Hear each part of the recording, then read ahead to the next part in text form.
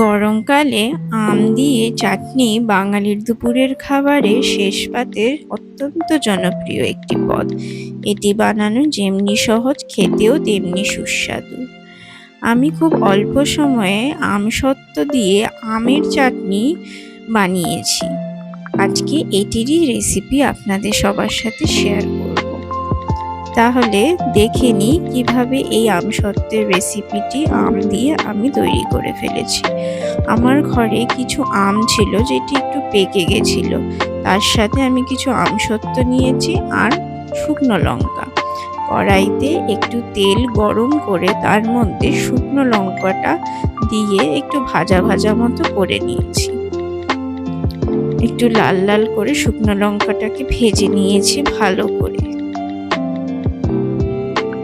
তারপর তার মধ্যে দিয়ে দিয়েছি আমসত্ত্ব, আম, একটুখানি পাঁচফোড়ন, চিনি আর একটুখানি জল দিয়ে ভালো করে আমসত্ত্বটাকে ফুটাবো।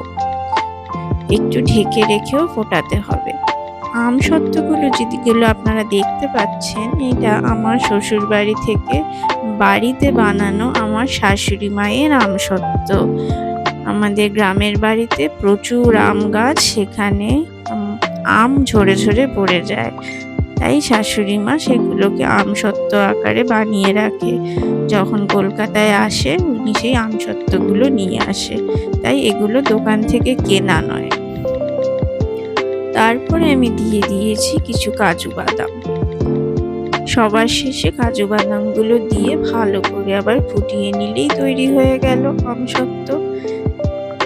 শেষ পাতে এই আমসত্ত্ব গরমকালে অত্যন্ত সুস্বাদু।